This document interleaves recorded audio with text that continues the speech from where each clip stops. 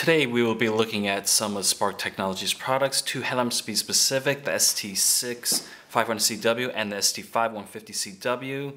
The ST5 150CW is a 1AA format headlamp, the number 150 relating to the max output of out the front lumen amount.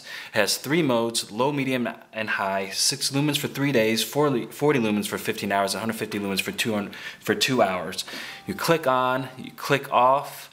When on, press and hold and ramp through the different output modes. The last mode is saved.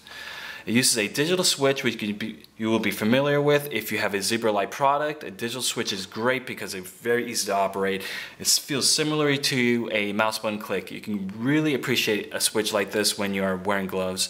One negative byproduct is parasitic drain. The circuit needs to drain a small amount of energy to recognize a click. It's a very small amount that would take many months to discharge a battery. It's almost a non-issue. Another negative byproduct is since the switch is so easy to activate, you might activate it accidentally, perhaps in your backpack or your pocket.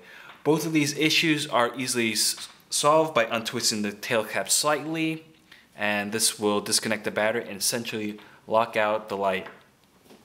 The headlamp has a reverse polarity protection. If you put the battery in backwards, it won't fire up. Always a thoughtful to have so you don't fry the circuit. The fit and finish is excellent, hard anodized, and it feels surefire-like. It feels more robust compared to other premium flashlight makers. It uses traditional screw threads, the non-square variety. They seem fine. I had no problems with cross-threading. The headlamp is mounted on a rubber holder, which is virtually 180-degree range. This is very similar to Zebralight's design. The rubber holder is such a great idea. There's no plastic to click through. There's no plastic to get brittle or eventually break. This is similar to Zebralight. And what is not similar to Zebralight is the use of a top strap. You'll find that the top strap does prevent the light from bobbing while running. The straps are adjustable, although I feel like the top strap could be a little bit longer. The straps are removable without cutting or any permanent damage. It's great for a person who wants to maybe mount their headlamp on the bicycle handlebar with zip ties. The rubber holder solution also allows the headlamp to ceiling bounce. It can stand up just like that, which is nice for ambient lighting, for example, during a blackout. Something unique to the design versus Zebralight is the T-shape, which allowed you to wear a baseball cap with this headlamp. It also allows a glasses wearer to wear the glasses without any glare. This is also great for any outdoorsy people who have to wear a hood because it's too cold or they're protecting their head from the rain. With the T-shape, the headlamp would protrude out and will not be blocked. Speaking of which, the headlamp, speaking of water, with the headlamp is rated IPX8, which means approximately 1.5 meters for 30 minutes. This basically is waterproof for a short time and definitely dunkable if you drop it in a puddle. I'm sure there'll be no problem in the rain or the snow. Let's move on to the ST6 500CW. This ST6 series uses two CR123 batteries or a 18650 lithium-ion type. The series also uses Cree's new XML emitter. 500 stands for, you guessed it, 500 out the front lumens, and that is a lot for a headlamp. And can I say maybe it's possibly the brightest production headlamp currently without a battery pack. It's nice that any of these headlamps do not use an external battery pack.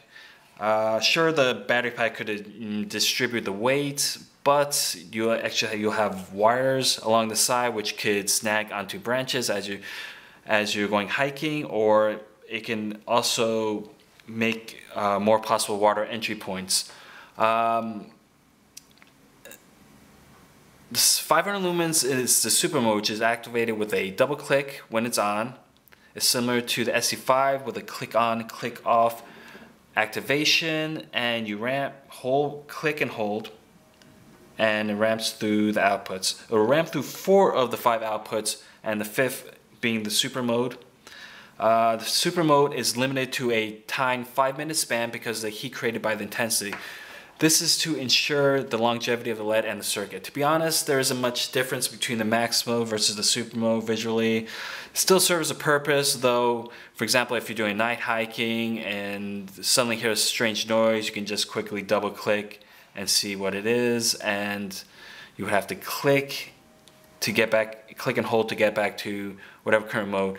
Instinctively, I would want to double click into super mode and double click out right back into the current setting you were previously in, but when you double click it does nothing. So you really would have to, after you're in super mode and you want to get back into your previous mode, you would have to click and hold and ramp through. It's not a deal killer, but I would prefer that it would do that. I think it's more instinctive.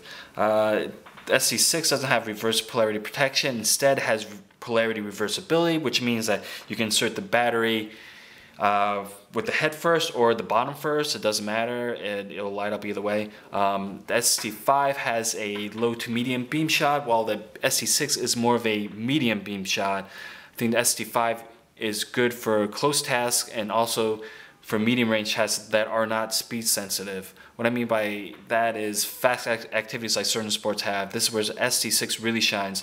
Has lots of output with a medium throw, which is great for active sports. You're thinking of like hunting or downhill mountain biking, climbing, sailing, ultra trail running, caving, stuff like that.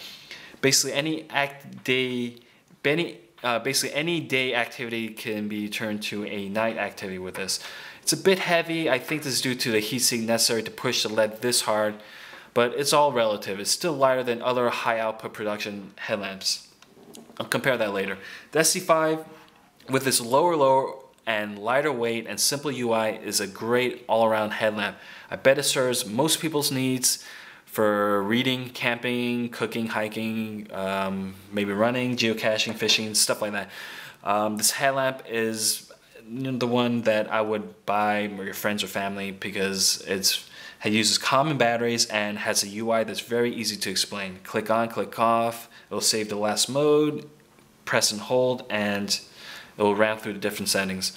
The ST6 is more for the active user. Like I said before, someone has to have the best just in case. It's a great value, I think. Some might say $99 retail is too much to pay, but think about the competition. The Prince Tech Apex Pro goes for $95 on REI, and that maxes out at 200 lumens at a weight of 176 grams, and that is versus ST6 150 grams. Extreme headlamp like the Petzl Ultra headlamp designed for ultra trail runners for orienteering runs for $430 at REI, and that one maxes out at 350 lumens for 2 hours, running it at a hefty 345 grams, again versus 150 grams for the ST6. I still would like the ST6 to toggle between the super mode with a double click on and off, to double click between the super mode to turn the super mode on and off. A glow in the dark rubber would be a nice option too. I think that's what Zebralight does, and that these are not deal killers, but I'm trying to find some things to complain about the light, something to be critical about. Some sort of diffuser option would be nice also, and I heard they are working on one currently, so stay tuned for that. Reliability, it's too early to tell. They do offer a 1-year warranty, so I think so far from what I read online, no one has been complaining about any kind of reliability problems with the Sparks products. Efficiency, it looks good. Runtime matches other flashlight companies that are efficient. I know the ST6 is rated at 8 days for the 8 lumen mode. And I read online that on livereviews.com that one of the users tested ST6 low for over 21 days rather than 8 days. So it's possible that you're definitely going to get more efficiency out of it than they state. Your mileage may vary, of course. One of my favorite things about these headlamps is that they do not glue or seal the bezel, which means that if you're capable, you can upgrade the emitter yourself as the technology goes down the line. You could remove the reflector if maybe you want a even flood beam, and instead you can frost the lens to diffuse the beam to your liking. Lots of options to customize your headlamp. I really hope people don't take advantage of this in a bad way. You know, they'll break something or claim warranty after they open it and fiddle around with it. This is not a feature or recommended that they state. Definitely could potentially void your warranty, but it's definitely nice to have so that you can customize the headlamp to your specific task. All in all, I think Spark Technology has hit a home run with their products. definitely. They're really listening to the input suggested by the customers. I'm eager to see what they have in store next, specifically the SL6 handheld series, supposedly pushing the XML LED even more with just a single lithium-ion cell.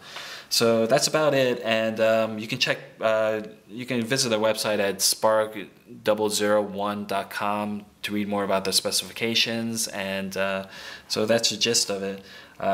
Thanks for watching.